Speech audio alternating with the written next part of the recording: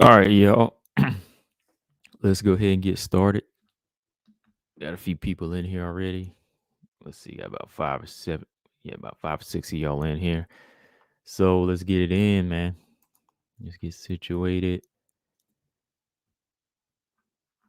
And we can kick this thing off. What is going on here? YouTube is just weird, man. Like, YouTube's been so weird lately, man.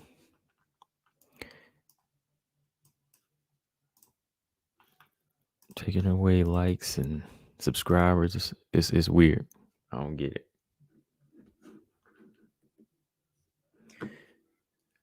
I don't know, man.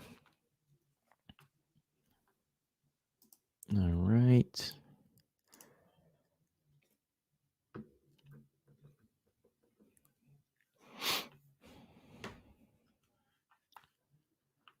All right.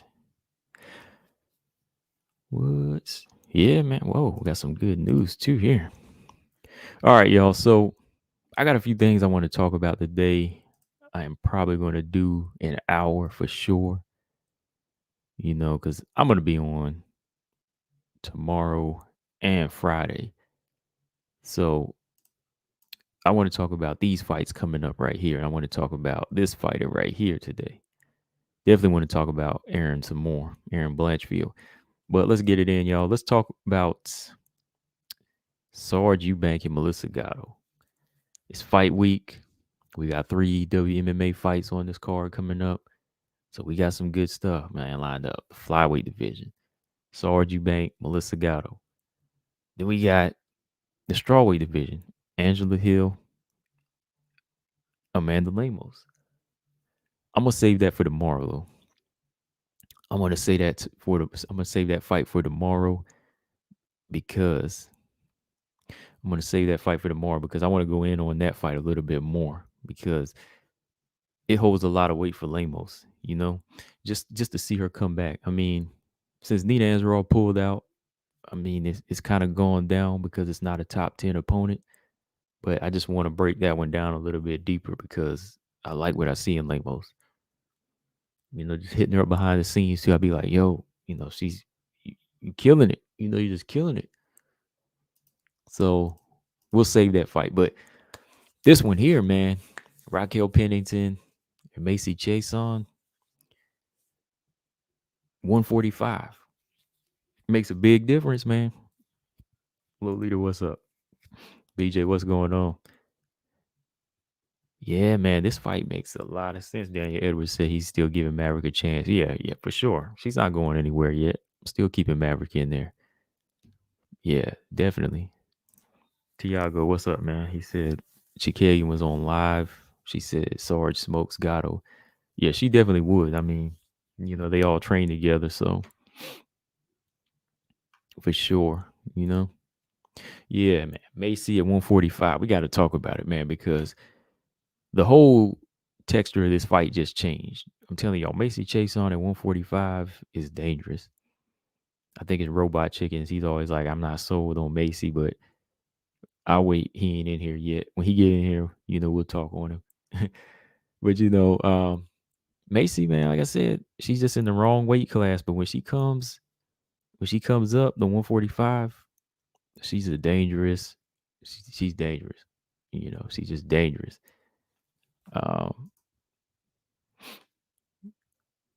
The boss said, "Well, I didn't even know." Yeah. The fight moved up to 145. When news was yesterday or something like that. I saw it today or something. Tiago said Rocky making it boring with the clinch. Yeah, we'll talk about that. But let's jump back to Sarge. Let's start off with Sarge here. Sarge and Melissa Gatto. I'm just glad that Sarge has a fight right now. Sarge came into the game, back to 125.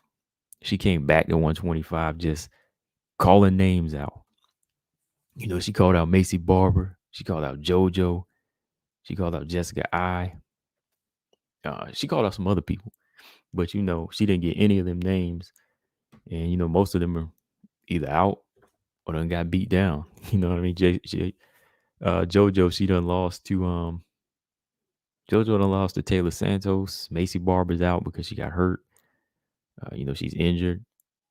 Jessica I has Manon Firo problems. So, yeah, wherever Jessica I turned, she was going to be in for something. So, Sarge, she got a tough customer in Melissa Gatto, in my opinion. Melissa still has a lot to prove. Melissa, she was supposed to come into the UFC, I think, like 3 years ago. But she got popped. I don't know if y'all knew about that. Melissa Gatto got popped years ago. So that kind of put her, debut on hold. But when she came in to the flyweight division against Victoria Leonardo, it was a good showing of skills, but like we said, that's Victoria Leonardo. I mean, No Firo, she already beat her. Aaron Blanchfield, she's already stopped her, knocked her out in one round. So there's still a lot that needs to be seen from Melissa. I mean, Melissa Gatto still looks the part. That's what I like about her. That's why I'm hoping that she can make a name for herself, because Melissa Gatto, it's hard to find footage on Melissa Gatto, but from what I've seen, she's deadly, man. She's got the reach, she's got the length, she's got good clinch work, she's got a little bit of everything. Let's see. Dan ever said Chikagan. Also, she said something respectful for Valentina. She'd have something for Valentina.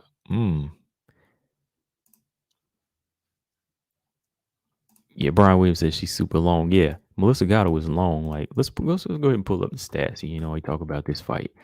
The Sarge is bringing a lot to the table. Sarge Eubanks is bringing experience, strength. Her wrestling, her grappling, but she's also bringing a question mark.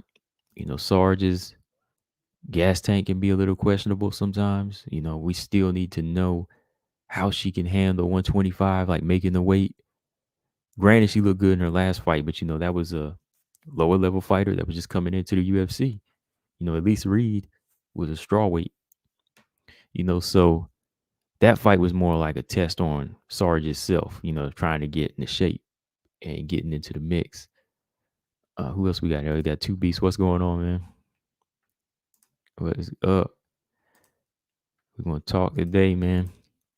But Melissa Gatto, Sarge, just as many, good things she's bringing into the fight, she's bringing some things that could count against her. Like I said, that questionable heart sometimes. Like, I mean, she got heart, but sometimes she can take her foot off the gas. She can gas out or just mentally leave the fight.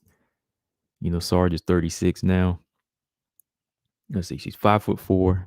Her reach is 67. Pretty good reach for her size. But when we look at Melissa Gatto, she's about an inch taller. I don't know. Melissa Gatto looks like she's 5'7". I mean, they got her listed at 5'5". Her reach is 69, but she looks long, man. Because Victoria Leonardo is kind of a big fighter. Because Victoria Leonardo is 5'5". And Melissa Gatto looks taller. So Melissa Gatto got to be at least 5'6" or 5'7". I mean, you can't really go by the UFC, their stats or like Tapology stats. I mean, you got to go by your eyes, man. When you see somebody like this long and this tall, and you still listen to them at 5'4", 5'5", I mean, something's wrong with your eyes. I mean, it's obvious Melissa Gatto has some length and some height to her. Yeah, very good jiu-jitsu, on our Gatto's side. But Sarge, she brings experience in here too. She brings experience and tools. So I don't know, man. The question is really going to be about like the style matchup. I know Sarge has everything she needs to get this thing down and possibly keep her there. But how good does Gatto feel at this weight? How good does Melissa Gatto feel at this weight? Does she feel does she feel just as strong? Does she feel just as fast? I think it's going to come down to who feels better at this weight and who can perform at this weight. If Sarge can pick up where she left off, like back in 2018, you might see her go in there and pick Gatto up, close the distance, and maul her. Yeah, Tiago said, Melissa Gatto looks very skinny, might pop for EPO. I mean, hey, she like I said, she been popped before. Hopefully everything is good, but I'm hoping so because what she's bringing to the table so far adds some interesting factors to this division, man. I'm hoping. I'm hoping so. Yeah, they got her listed 5'5" everywhere, so I mean she's not that much taller. So I'm looking at her some footage. She's got the leg kicks. Um, she's initiating clinches. Against like Victoria Leonardo. She wants to press the fight to the cage, but I don't know if she'll want to do this to Sarge though. I don't know if she'll want to initiate this kind of fight to Sarge. Yeah, she's got some good skills on the ground. She's pretty good here. She's. Mm, I don't know though. I think Sarge. I had to give her the experience edge here, even on the ground. It's all just coming down to Sarge, man. I think she's just battling herself here.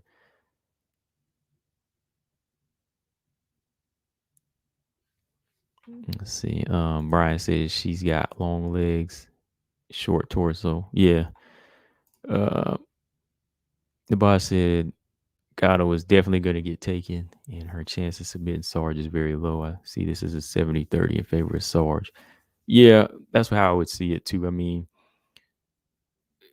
30%, yeah, because she still has a chance. Everybody has that chance, but high, definitely a higher percentage for Sarge because she's the experienced fighter. I mean, you can't ignore experience.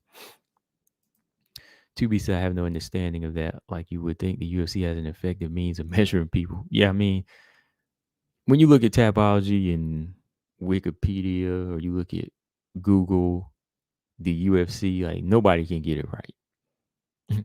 Nobody gets it right when it comes to size and reach. I mean, even the UFC didn't even match with Jean Whaley and Rose's stats. Got my tail of the tape looking messed up one time. I was like, hold up, I'm off an inch. I might have to start making up my own, man. Like they do it.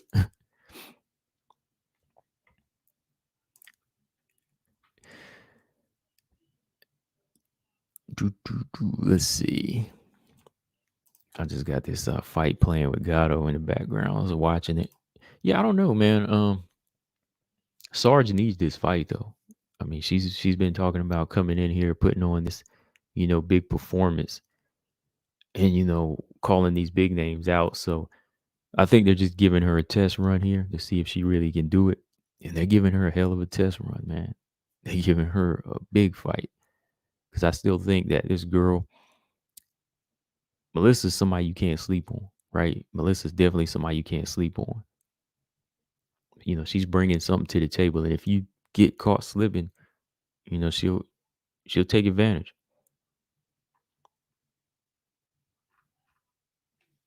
Daniel said, Gatto tested positive. Yeah.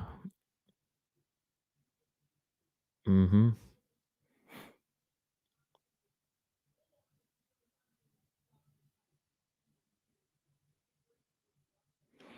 Tiago said you only talk about WMMA. Yeah, for the most part, yeah. I mean, if there's something you want to talk about other than that, as far as like the men, I mean, I can. Like, if you have a question, I mean, but for the most part, yeah, we're just discussing WMMA. I don't know who do y'all got in this fight. I mean, I'm gonna break it down again, but I'm leaning towards Sarge. I think the same thing for me, 70-30. I have to go with Sajar Eubank. I think even when you match him up style wise, I think Sarge knows how to cut that distance.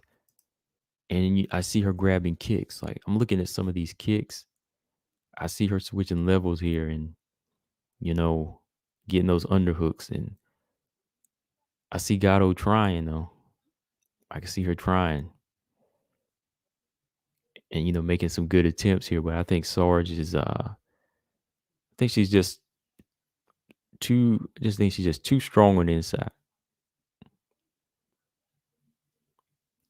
Because even the way her foot placement is, I think that Sarge, this will be in, I won't say easy fight, but with her experience, she can really get this fight down to the ground.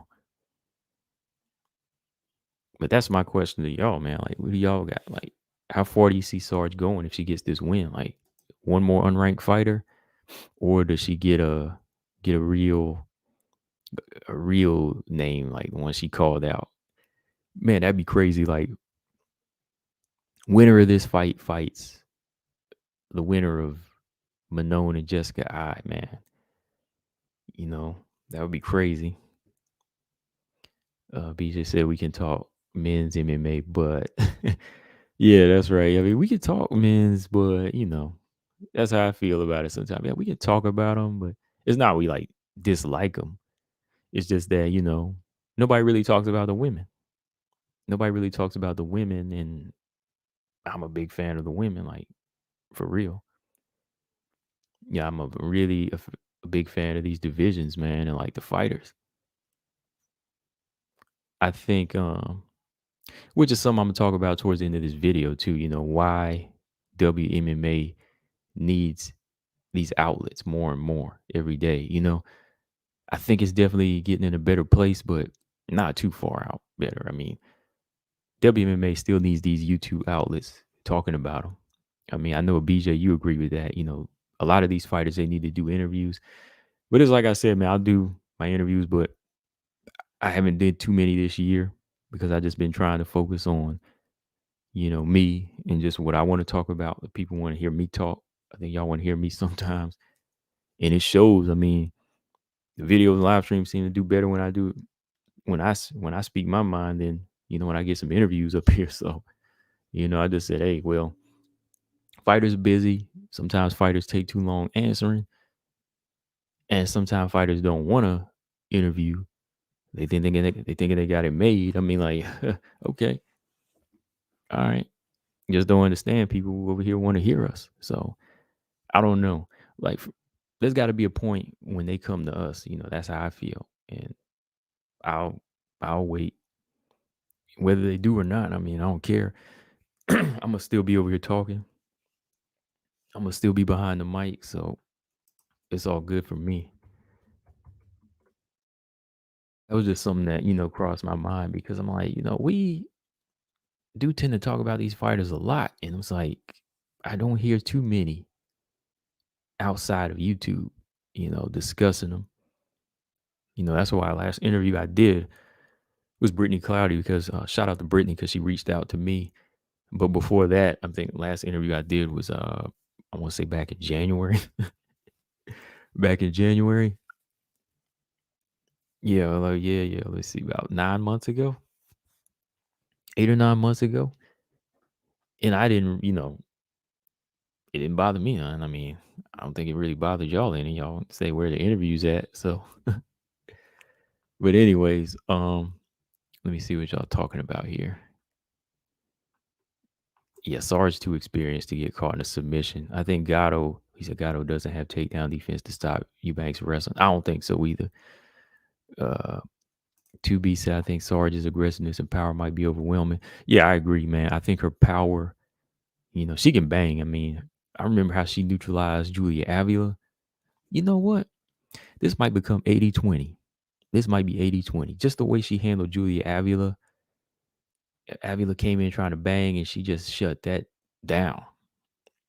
She shut that down. And I was impressed with Sarge in that fight. She was calm, cool, collected. And that's the Sarge I like to see, man. That's the Sarge I like to see. So I hope she can keep up this pace. So, shout out to Sarge making his return to 125. I got Sarge right now. Teetering between 80-20, 70-30. Tiago said I would like Barbara out of the rankings. She should be because she lost to Miranda Maverick, right? Daniel said you saw the fake news. Gatto is a natural athlete. Celery and cucumber only. Gatto for the submission win. Dang. Lolita said, "What do you think about Khabib and his EFC organization? Definitely no women there." I think his organization. I don't know if it's going to really. I don't know. I don't know. I have to look more into it. But if it doesn't really have any women over there, I'm kind of like, okay, Khabib. I mean, I like Khabib, but I like him as a fighter. I'm not really for his views. I'm not for his views. I mean, feeling like women don't need to fight. I mean, we live in a day and age where everybody needs to know how to fight. Everybody needs to learn how to, do this thing called self defense. The weaker the woman, I mean, the easier prey she is, right? Let's be real. I mean, there's still a difference between men and women. I stand by that. But when it comes to fighting, I think everybody should know how, and if they want to compete, they can compete. I mean, he should be glad because, that's who got me into the UFC was the women. BJ said, I don't think even Sarge beating Robertson. I don't even see Sarge beating Jillian Robertson. What? I could see Sarge whooping Jillian Robertson. I'm sorry. Look, shout out to the Savage, but the Sarge is going to put it on her. Sarge's fight to lose. If she has the right weight cuts, she should get the W. I popped a small bet on Gatto because of the odds, though. Yeah, you can't miss there. I mean, just in case, the odds are, looking good. I mean, you might put. Did you do that with Shanna Dobson? I mean, if you put some money on Shanna Dobson, I mean, hey, you might, when she fought Agapova, that would have been all right. So, thinking financially versus who you want to win, sometimes that's different. Let's see. Tiago said, what happened to GDR? She's still in her home country.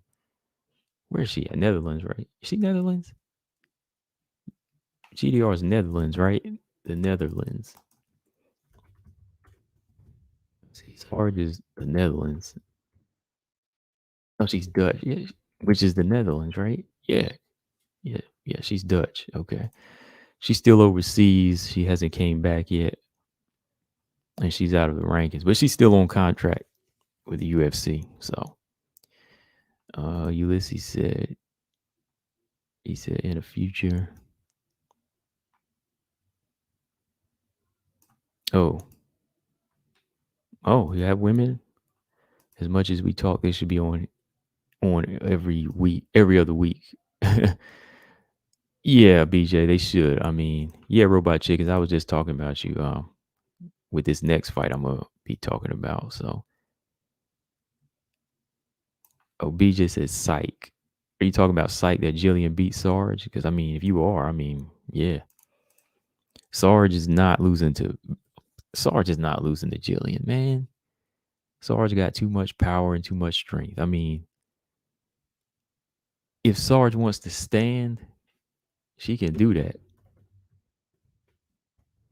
Can Billy Robertson say the same thing, BJ? I don't know. If Sarge wants to stand and bang, she got hands, right? So, what do you think? I don't know who y'all got, Sarge or Jillian. I got Sarge in that fight too. Like if Sarge beats Melissa Gatto, I hope she calls out Jillian next. Cause you got to remember, you neutralize BJ. That's why I need to talk to you about BJ. You over here talking about you don't know how Miranda handled Jillian Robertson. It's because Miranda's stronger than Jillian. It don't have nothing to do with how big she is. Miranda's 5'4", 5'3". She has the muscle, but Miranda's just physically strong. That's how she won that fight. It's no surprise. You beat Jillian with strength in the ground game when it comes down to it. All right. So Taylor and Miranda, they were definitely going to beat Jillian because they were too strong for her. So if you say, oh, I understand why Taylor could beat her. No, you got to understand why Miranda could beat her because she's just stronger than Jillian. That's why. I'm sure she'll tell you that now. They training in the same camp. Miranda and Jillian in the same camp. She gonna tell you something. The boss said, I think the winner is Eubanks versus Gatto should fight Calvillo. That's a good one. That's a good one. I actually think I actually said Calvillo should fight Aaron Blanchfield though. That would be good. Yeah, if she wants to hang around, then yeah, fight the winner of Eubanks versus Gatto. But I think she should be at 115 too. Tiago.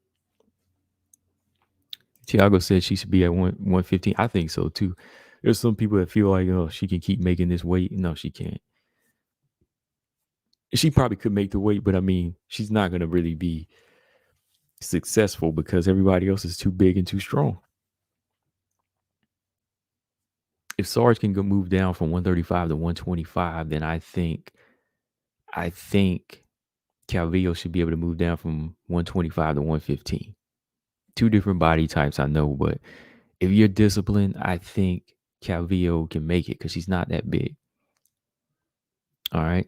But yeah, going back to Sarge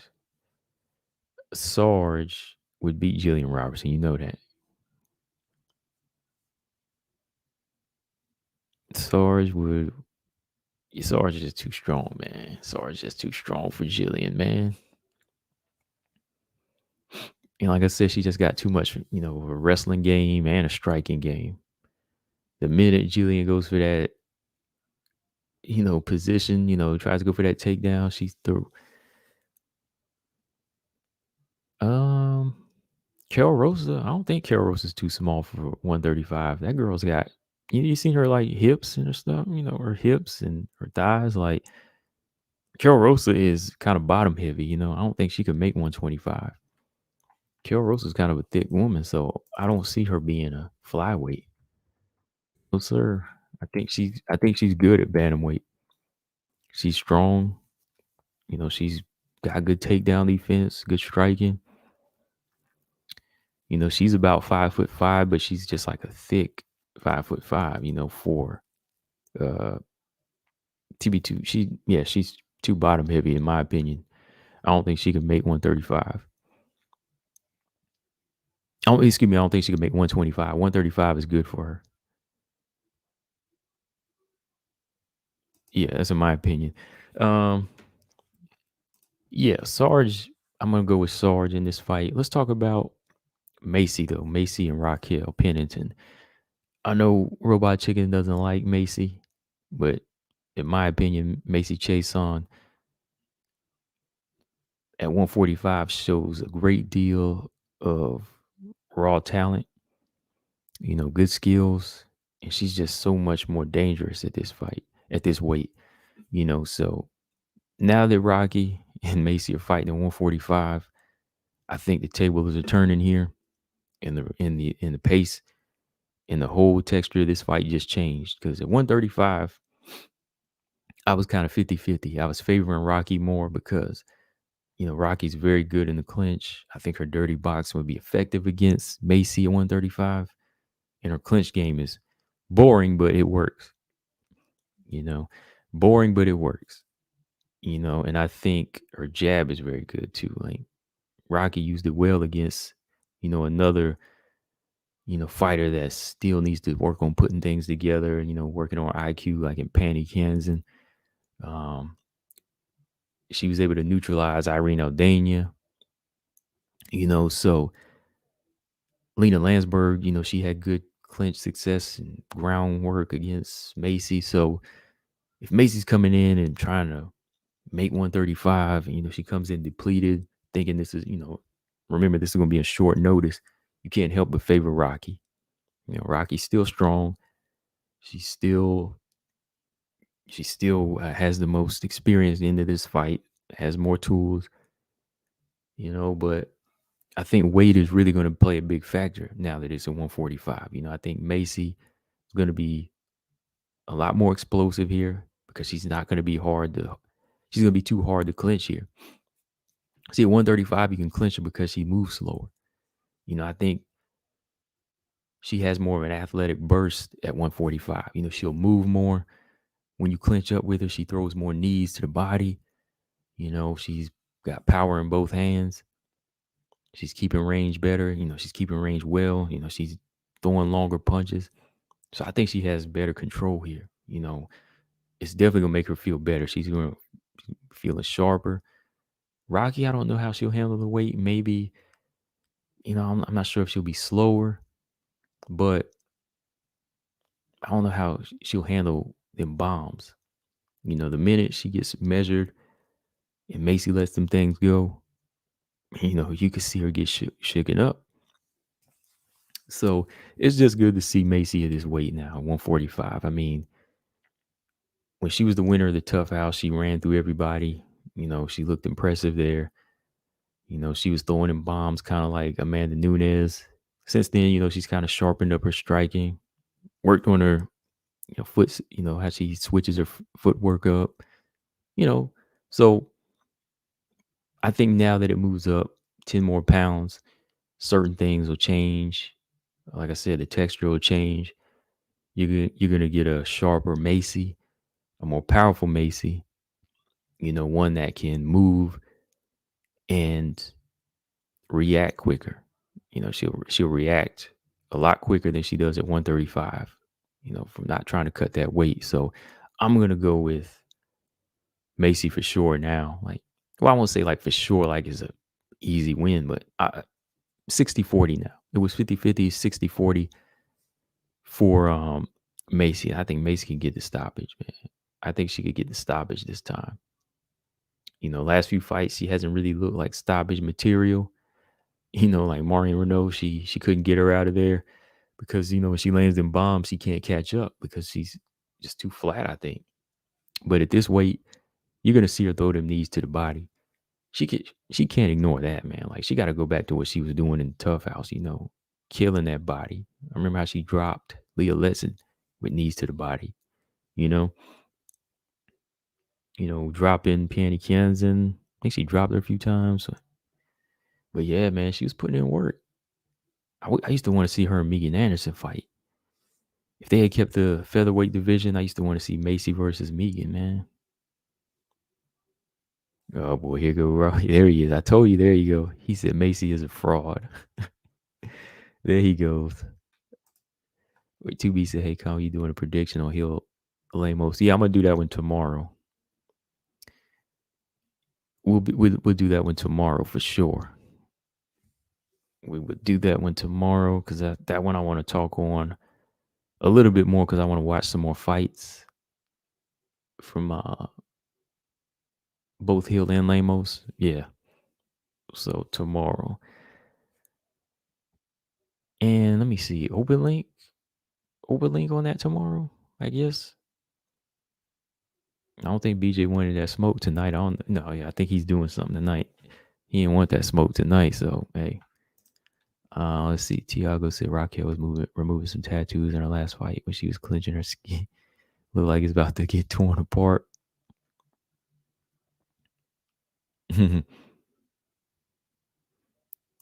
Macy should have fought Aspen. Yeah. I wanted to see that fight, but I mean, there was just so much going on, man.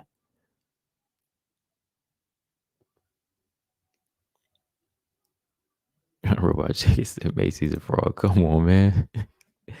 How is she a fraud, man?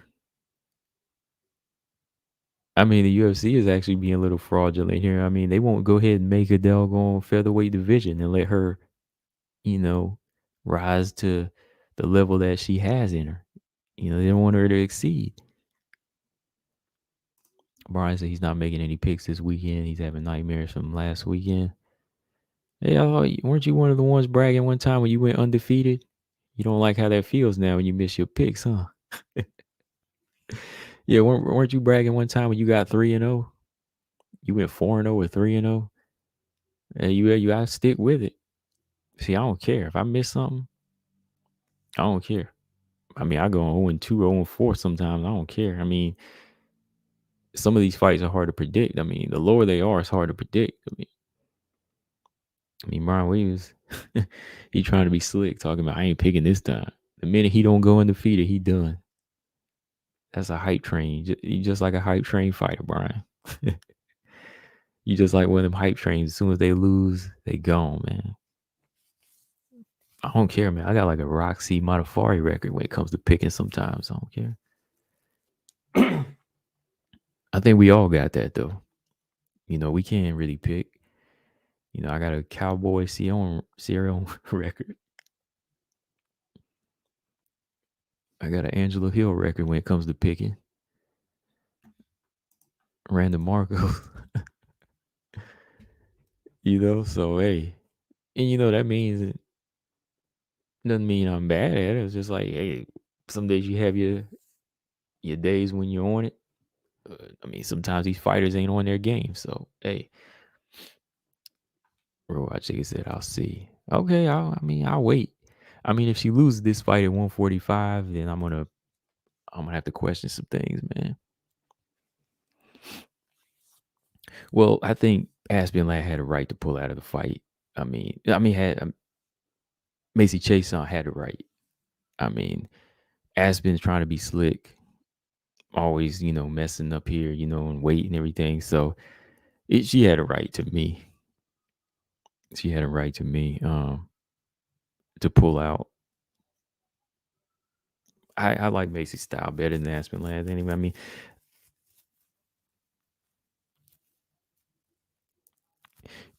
You know, some people wanted to put money on Aaron Blanchfield. Maybe I should have done that.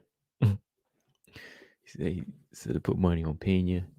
Nunes really didn't look right walking into the fight. Like, she already looked defeated. I'm not making excuses for her, but she looked defeated. You know what I mean? Like, she looked defeated, man. So I was kind of like, Pena about to pull something off. Maybe you should put like 100 or something on it. So it wouldn't be too bad of a loss. Let's see. 2B said Aaron Blanchfield or Manon. Oh, man. Ooh. Don't do this, man.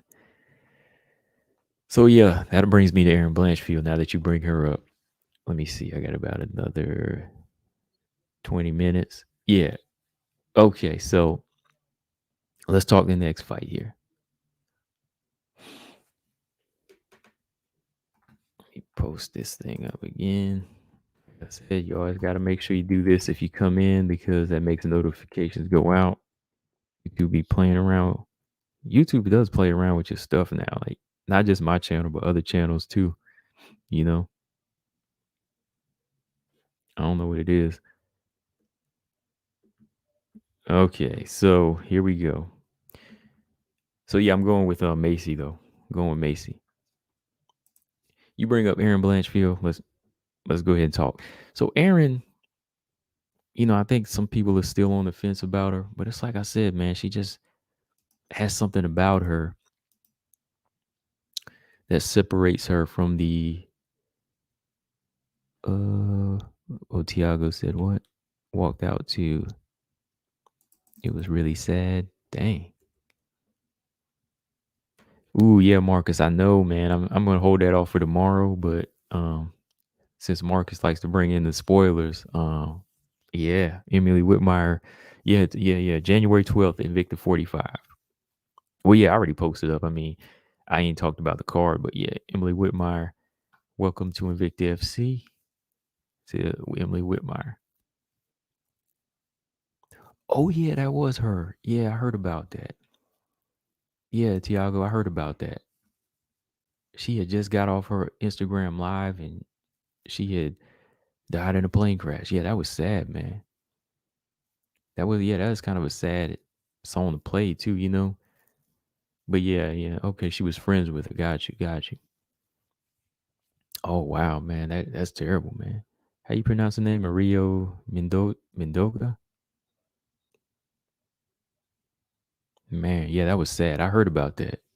Yeah, man. She was on her IG live showing the plane that she was about to get on, and next thing you know, yeah, it crashed.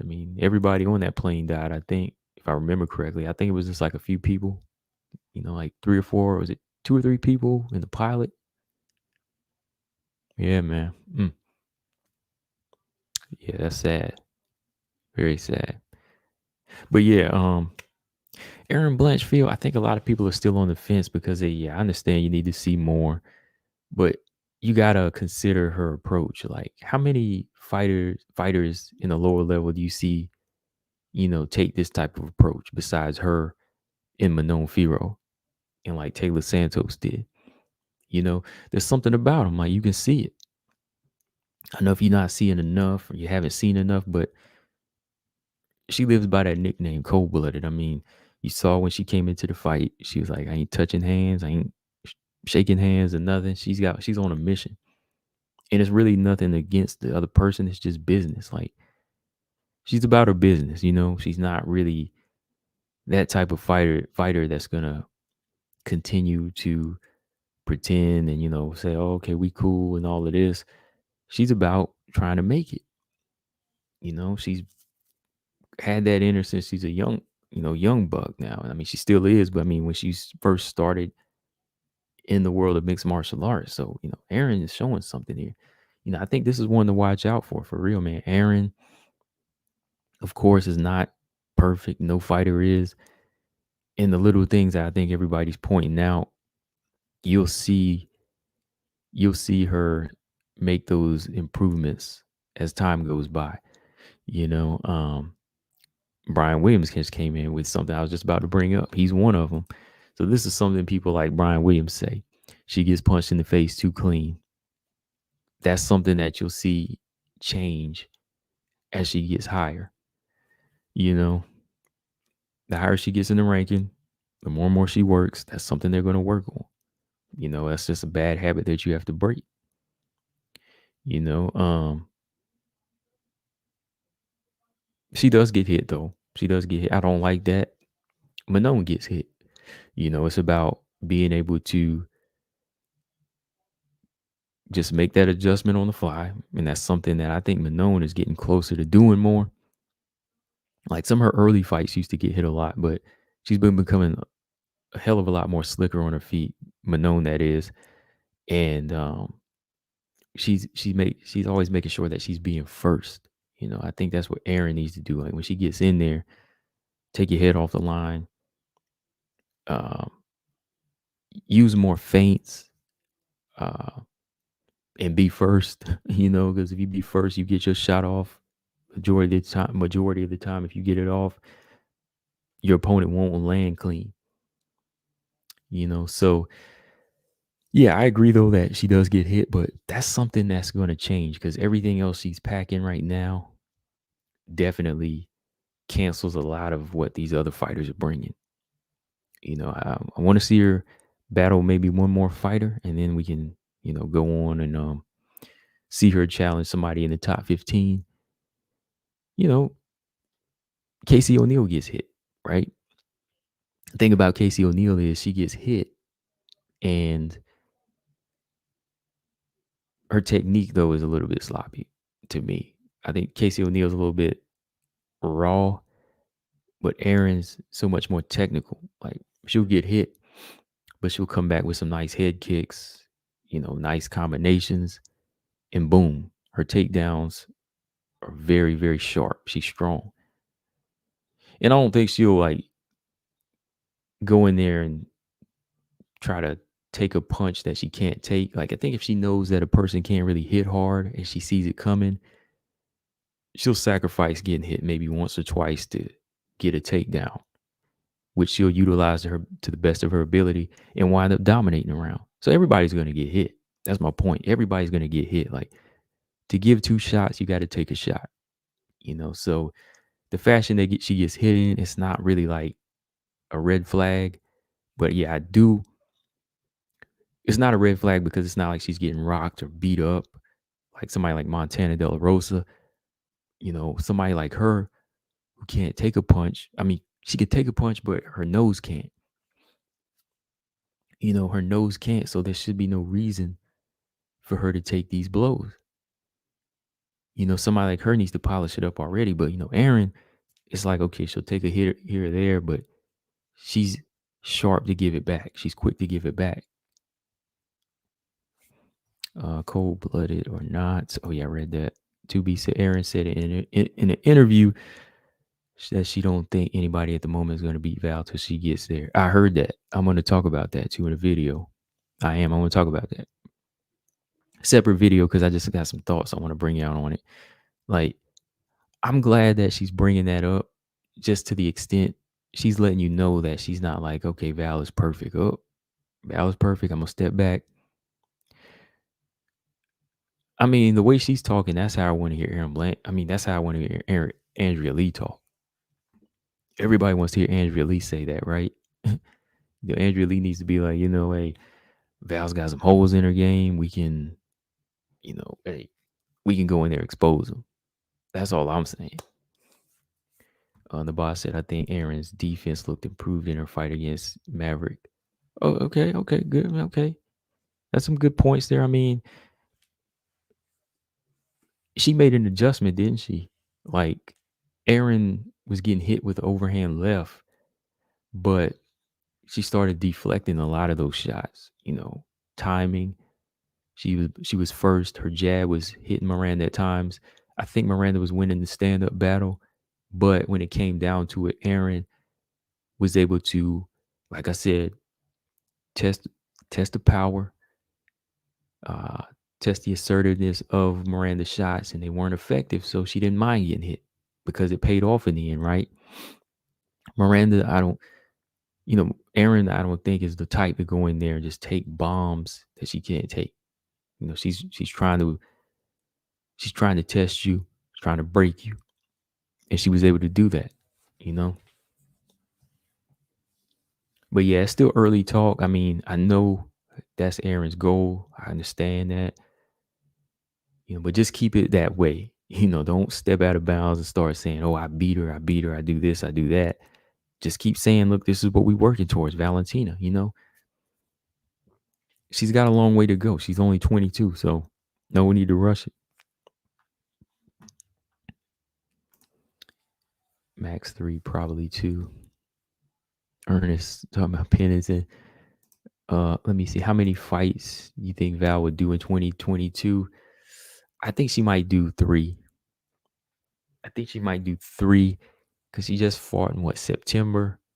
She might come back against Taylor Santos in like spring, and maybe like one in the summer and fall.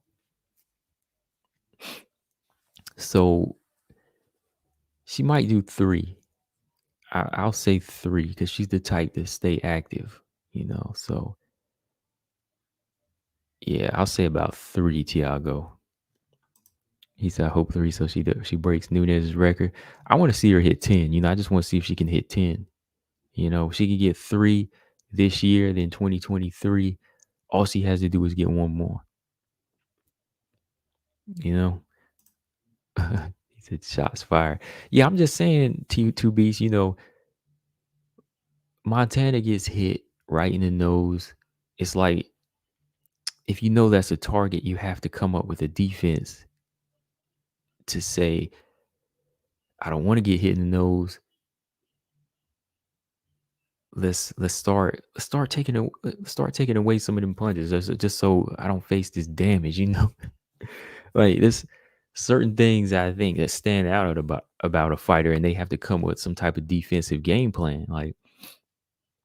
See, like I said with Aaron, she's not getting hit clean like that, and I think when she does, she will resort to putting her combinations together and getting the fight to the ground. So Aaron, like I said, unranked, 22 years old. I see something as of right now. Again, I'm not saying she beats the champion, but she's got something to get into the top 15 and give these girls problems. I think we can all say that. Like, she definitely has something that can beat somebody like Roxanne, Andrea Lee, Jessica I. Her toughest competition, I think, will be like Manon. She could go in there and beat Calvillo at this point. So she's adding something to the division. We can't lie about that. Robot Chicken said there's a lot of people thinking Lemos is going to gas against Hill. Thoughts?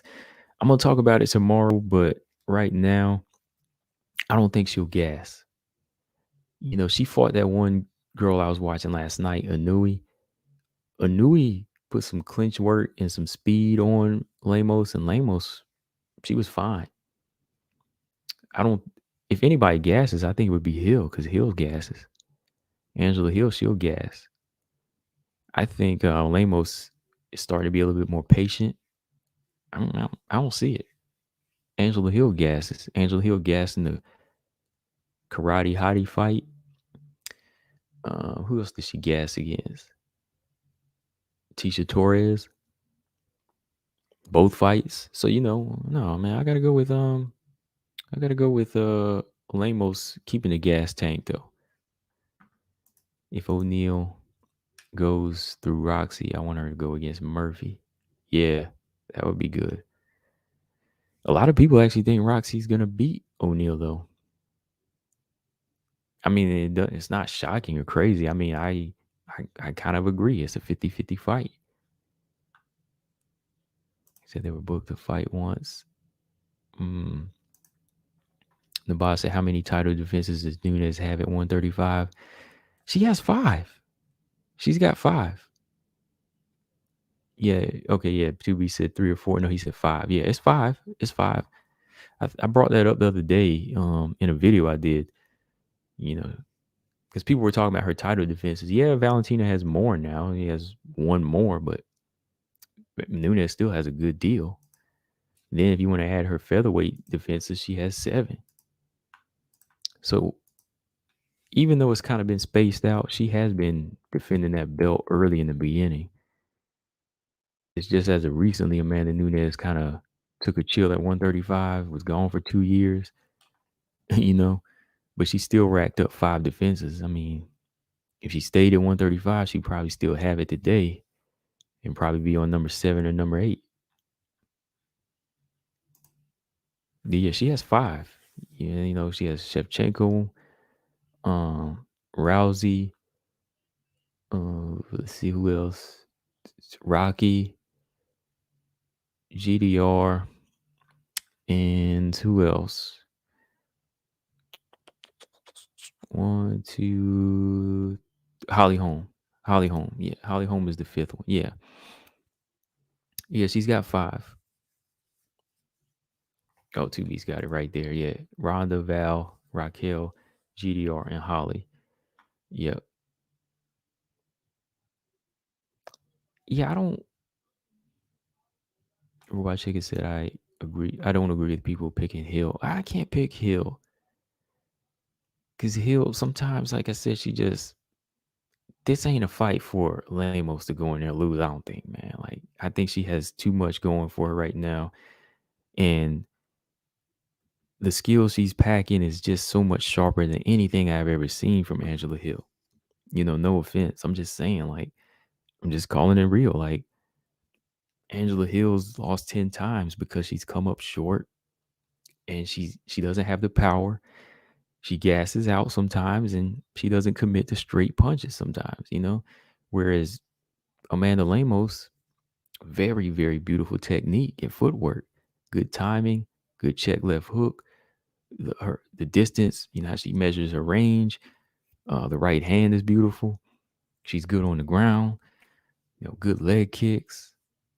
I mean, Angela Hill has more fighters on her resume, but she's lost to a lot of that experience. So timing is going to be a big thing in this fight. Timing and accuracy. Timing, pressure, and accuracy from Amanda Lemos. Daniel said Hill does push a pace and consistently fights the same way. I don't know about that. Like, she kind of pushes the pace, but she gasses herself out pushing that pace sometimes. And if Lemos doesn't get into a cat and mouse game of chasing her, then Lemos is fine.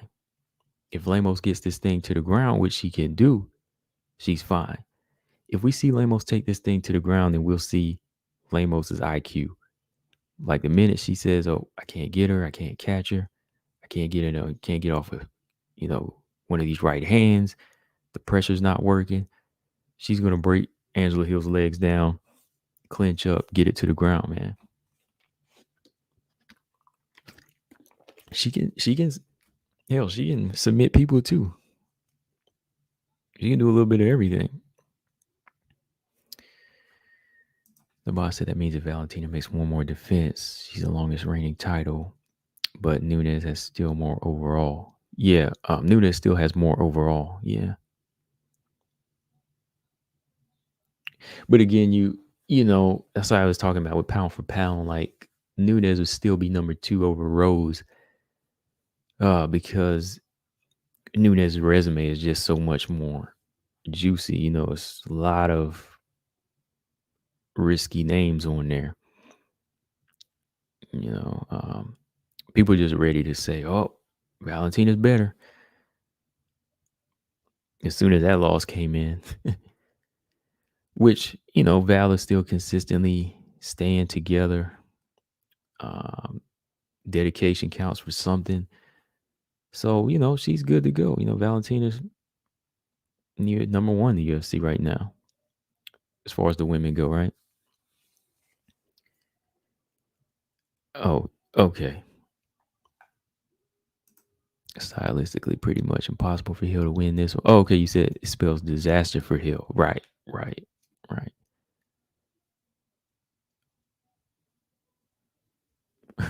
The boss said Lamos a takedown defense. Yeah, right.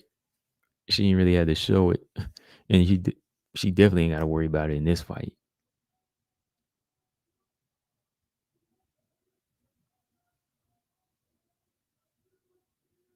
Daniel said Leslie Smith would have finished Hill. Oh yeah, of course. She's huge compared to Angela Hill. She's a natural, bantamweight, featherweight. Yeah, of course, Leslie Smith would have finished her. But we're talking about Lamos, who's more at a weight where she's suited for.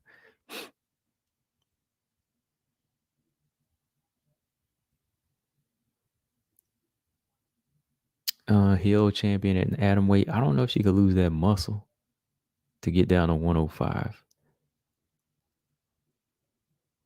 I don't know. And you got to worry about Loma Labutni in there too. All right, so yeah, going back to Aaron though, let's see. Like Aaron has them, factors that, like I said, remind me of those fighters that won it, like Manon and Taylor. Miranda needs to get that back. Like I said, I'm still keeping her in my threat. It's just shaking up a little bit now because of the way the performance looked. You know, it wouldn't even be an argument if the fight was closer. Like if it was split decision either way, then I'd be like, "Yo, Aaron's got something." I mean, I wouldn't put it. I probably wouldn't have put Aaron in there if she lost. She would have had to come back and fight because it's only her second fight. But Miranda definitely would have stayed. Even if it was a close fight because Miranda's been fighting tough girls. She's been having tough fights compared to Casey O'Neill. So they really been testing her skills, and I think Miranda just has to go back and commit, stay focused, man. Just really stay focused, man. Because if Aaron did this, we talking about heavy grapplers as you move up. Andrade and Andrea Lee. Her jujitsu when she gets to the ground, her judo is very impressive. There's a lot of girls like that could, capitalize off of what Miranda's uh the mistakes that she made. The boss said it's crazy that Leslie Smith and Amanda Lemos fought. I know, when she first came in, 135 was like where she was trying to, get a feel, and it didn't work out.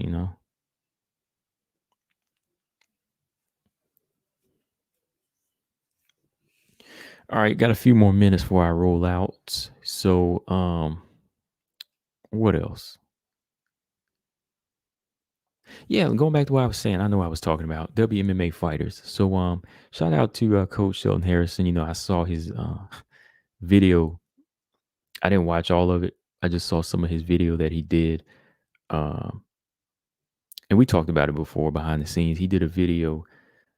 Uh, what is her name? Why is my mind blanking? He did a video talking about fighters not committing to interviews and things like that. So shout out to Coach Sheldon Harrison. He did this video and he was going in. He was talking about Lupita Godinez. Lupita Godinez, you know, reached out for an interview and just continued to put him off. I mean, you can hear the video. He's already discussed it, but put him off. Well, we'll do it this day. We'll do it this day. We'll do it this day. Then it goes to speak to my manager. And then the manager takes forever. Then the manager denies a request. And I'm like, what? I'm like, what?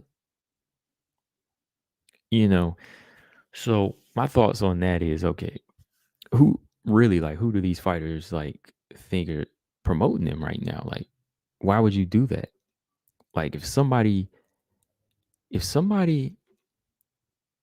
that's a media outlet or somebody that's known to push the WMMA brand out there, why would you turn them away, or why would you continue to play that seesaw game of, oh, we'll do the interview, oh, never mind, oh, we'll do the interview, oh, never mind, we'll do it this day, oh, no, talk to my manager? That doesn't make sense, especially when it's the people on YouTube, like I said, that are your main go-tos, your main fans. They're the ones that are pushing your brand, and every interview that you do and you put on YouTube with certain channels gets you shine. You know what I mean? Like, I've seen interviews on some other channels, but not too many people see them, and they're not that good. But at least if you sit down with somebody who is passionate about WMMA, you'll see that, well, I got a fan base here. These are the people paying for my fights, paying for ESPN Plus to see me. So you have to treat that stuff with respect, and that's going to the WMMA fighters. Like, fighters out there need to start paying attention to that. Like I said, me personally, I don't care, because that's not really a road I'm on. Like I said, I'm doing fine with y'all wanting to hear me. It's not like the fighters are coming. Like I said, the fighters are bringing me views. Y'all actually want to hear me, and I appreciate that. See, I appreciate that. But fighters, they need to learn how to appreciate their fans even more, because the IG followers are one thing, but the YouTube brand is another. The YouTube brand puts you out there. It gets you money.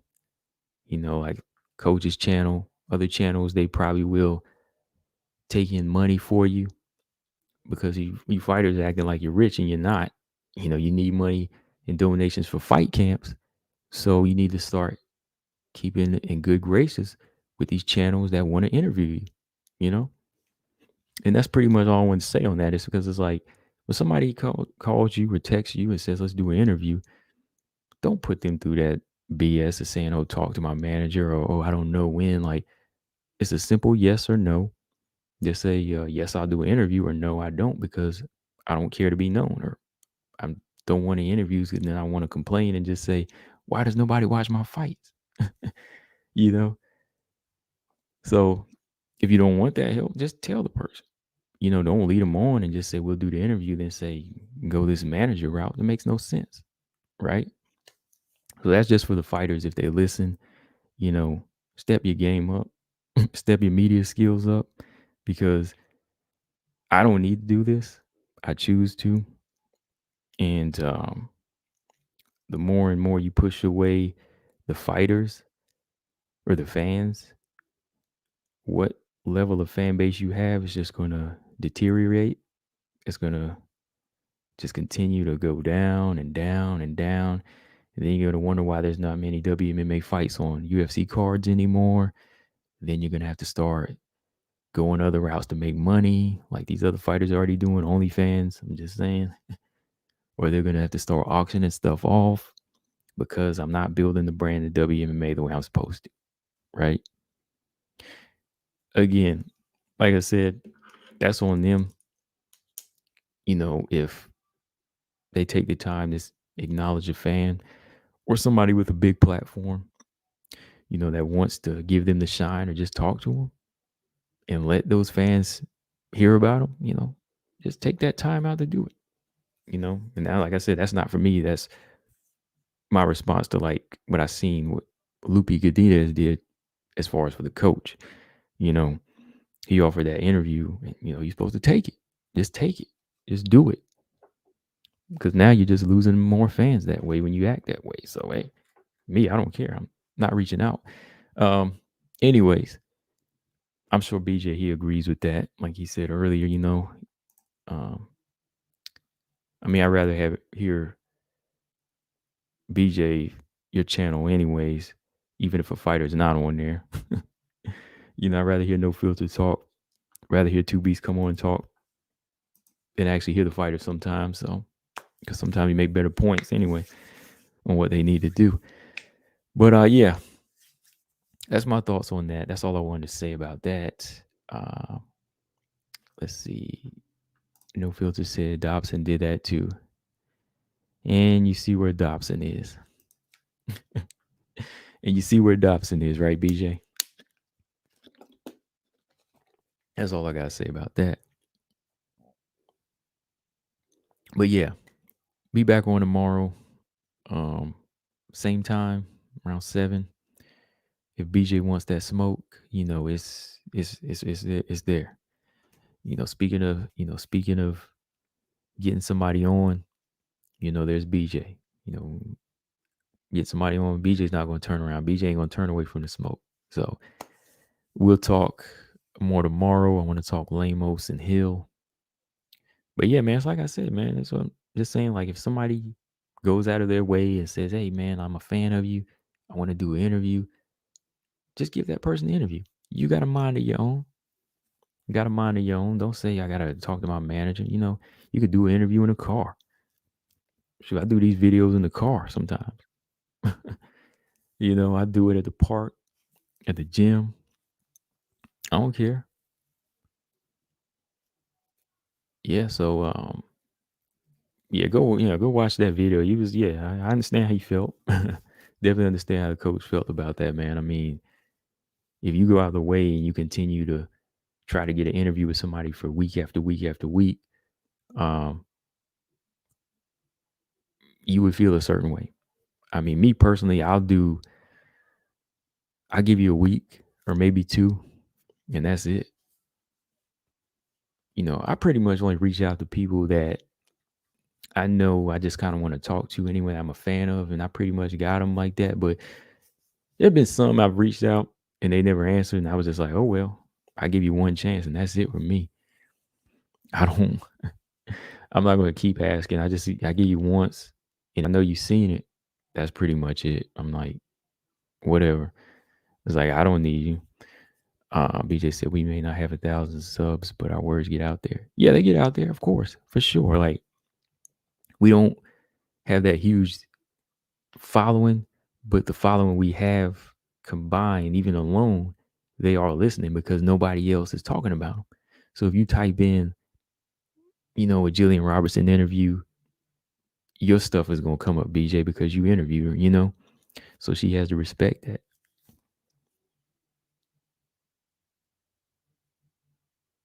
Daniel ever said Luby looked pissed during the Ariel Hawani interviews.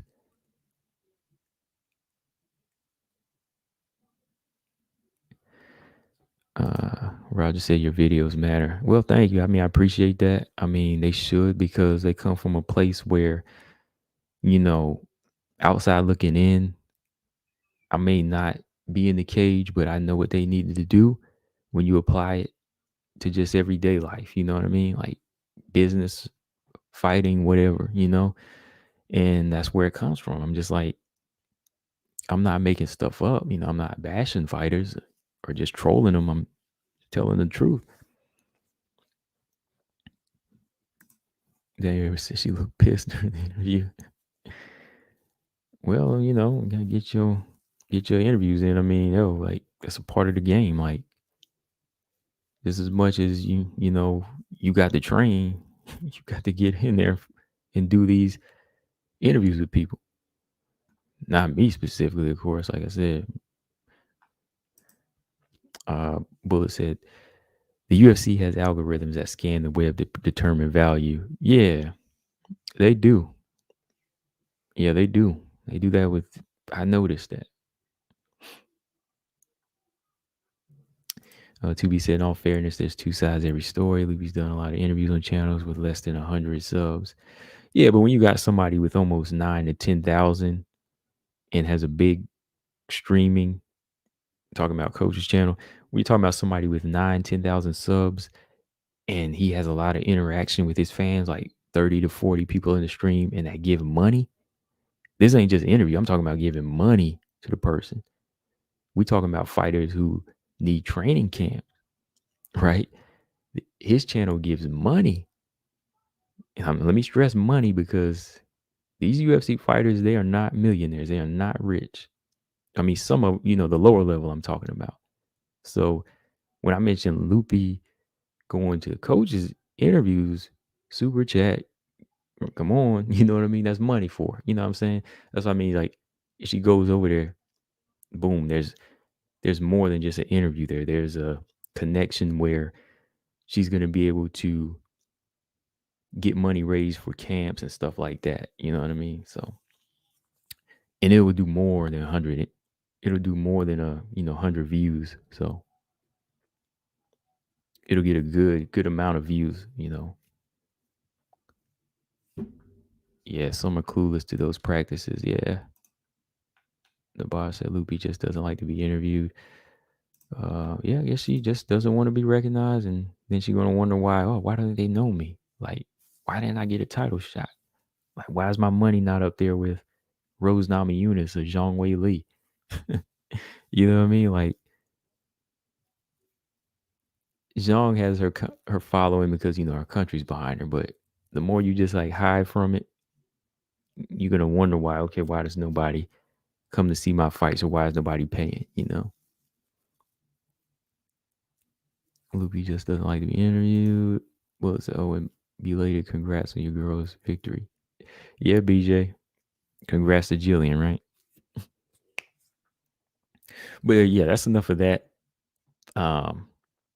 Be back on tomorrow at 7 p.m.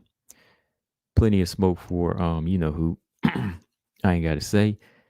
He's I think he's hiding right now. He ain't saying nothing. But anyways, we'll be back on. Shout out to everybody in the chat. Make sure y'all hit the thumbs up on the way out. Australia's coming in. He said the problem for some is language barrier. Oh no. Loopy speaks straight good English. The fighters we talking about speak fluid English. They speak street. They speak down south talk. They speak Ebonics. We talking about everybody that speaks English here. Because we're reaching out to people. Well, I'm not. He's reaching out to people who speak English, So I don't know. I might reach out to Manon, though. That's one interview I want to do. So I'm going to see if I can get the translating right on that. I might reach out to her. That's the only one I'll do. But yeah, I don't think it's a language barrier. Not with this situation. But yeah, let me roll out, y'all. And again, if you haven't subscribed, make sure you do, because they keep taking subscribers. Some will come back. YouTube takes them. YouTube will let them come back. YouTube takes them. It's crazy like that, man. Like, nobody's really unsubbing. I know that. This is a problem that everybody's been having. They'll take away subs. Like, YouTube does that. So it's crazy right now. But yeah, I'm out, guys. Come on back tomorrow. Combo Breaker 99. I'm out. Subscribe. Peace.